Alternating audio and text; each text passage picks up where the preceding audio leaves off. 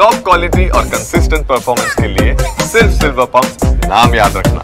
ಸಂದೀಪ್ ಉನ್ನಿಕೃಷ್ಣನ್ 2008ರಲ್ಲಿ ಮುಂಬೈ ಮೇಲೆ ನಡೆದಂಥ ದಾಳಿ ಇದೆಯಲ್ಲ, ಆ ಸಂದರ್ಭದಲ್ಲಿ ವೀರ ಮರಣವನ್ನು ಅಪ್ಪಿದ ಯೋಧ. ಎಷ್ಟರ ಮಟ್ಟಿಗೆ ಅವರ ಕಾರ್ಯಾಚರಣೆ ಇತ್ತು ಅಂತಂದರೆ ನಿಜಕ್ಕೂ ಅದ್ಭುತ. ಆದರೆ ನೋಡಿ ಎಂಥ ಸ್ಥಿತಿ, ಆತ ಅಲ್ಲಿ ಶವವಾಗ್ಬಿಟ್ರು.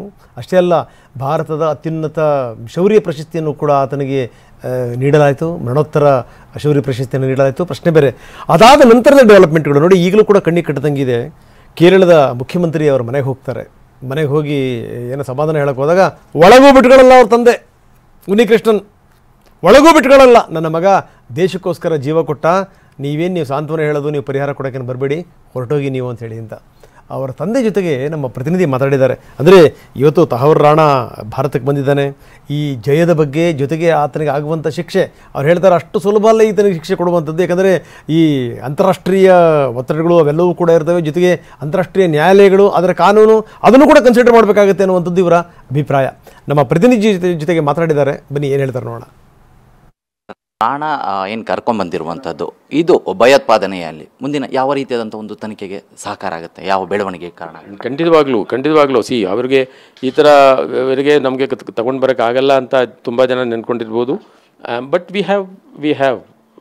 V proved that we are behind him and we got him. ನಮ್ಮದು ಟಾರ್ಗೆಟ್ ಏನಿತ್ತು ಅದನ್ನು ನಾವು ಅಚೀವ್ ಮಾಡಿದ್ದೀವಿ ಅಂತ. At least for the time being it is a very good milestone. ಕೊನೆಯದಾಗಿ ಸರ್, ಕೊನೆಯ ಪ್ರಶ್ನೆ, ಶಿಕ್ಷೆ ಅನ್ನುವಂಥದ್ದು ಸರ್, ಈಗ ಆತನನ್ನು ಕರ್ಕೊಂಡ್ಬಂದಂತಹ ಬಳಿಕವಾಗಿ ಒಂದು ಶಿಕ್ಷೆ, ಒಂದು ಪ್ರತೀಕಾರ ಅನ್ನೋದು ಇದ್ದೇ ಇರುತ್ತಲ್ಲ. ಈ ರೀತಿಯಾದಂಥ ಒಂದು ಭಯೋತ್ಪಾದನೆ ಭಾರತದಲ್ಲಿ ನಮ್ಮ ವಿರುದ್ಧವಾಗಿ ಮಾಡಿರುವಂಥದ್ದು, ಈ ವಿಚಾರಕ್ಕೆ ಸಂಬಂಧಿಸಿದಂತೆ ಯಾವ ರೀತಿಯಾದಂಥ ಒಂದು ಪ್ರತೀಕಾರ ಆಗ್ಬೋದು ಅಥವಾ ಶಿಕ್ಷೆ ಯಾವ ರೀತಿಯಾದಂಥ ಒಂದು ದಾರಿ ಮಾಡ್ಬೋದು ಅನ್ನುವಂಥದ್ದು ಸರ್? ಇದು ಇಂಟರ್ನ್ಯಾಷನಲ್ ಲೋ ಪ್ರಕಾರ ನನಗೇನು ಗೊತ್ತಿಲ್ಲ, ಬಟ್ ನಾನು ಹೇಳ್ತಾ ಇರೋದೇನು ಅಂದರೆ it is not easy to give em a punishment by Indian government. ನಮಗೆ ಪನಿಷ್ ಮಾಡೋಕ್ಕಾಗಲ್ಲ, because we got him extradited to prove that he was involved in such a this thing like that and who was behind him. ಅದು prove ಮಾಡೋಕ್ಕೆ ನಾವು ತಂದಿರೋದು.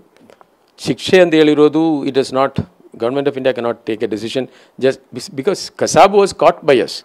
Red handed ಆಗಿ ಅವನ್ನ ನಾವು ಹಿಡಿದೀವಿ and then we never needed an international recognition for that. For here we need international permission and human rights ಎಲ್ಲ ನೋಡ್ಬಿಟ್ಟು ಮಾಡೋದು. You cannot hang Rane.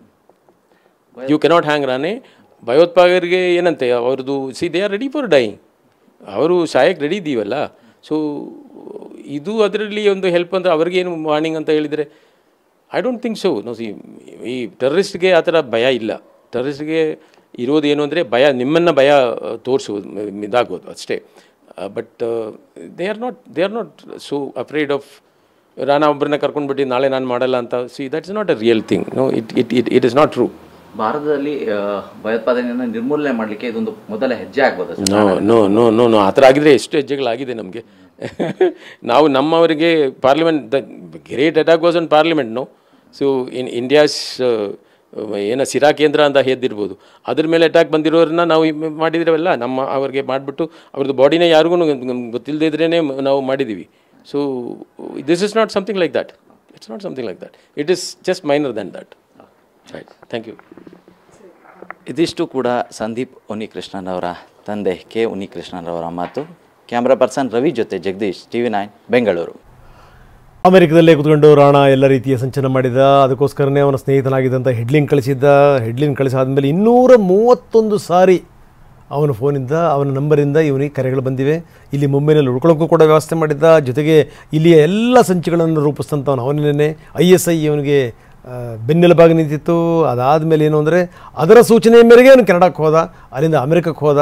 ಈಗ ಹೆಂಗೆ ಗೊತ್ತಾ, ಪಾಕಿಸ್ತಾನ ಹೇಳ್ತಿರುವಂಥದ್ದು ನಮ್ಮ ಪ್ರಜೆನೇ ಅಲ್ಲ, ಅವನು ಕೆನಡಾದ ಪ್ರಜೆ ಅಂತ ವಾದ ಮಾಡ್ತಾ ಇದೆ. ನೋಡಬೇಕು ಪಾಕಿಸ್ತಾನದ ಬಣ್ಣ ಎಷ್ಟರ ಮಟ್ಟಿಗೆ ಬಯಲಾಗುತ್ತೆ ಈ ಮುಖಾಂತರ ಅಂತ.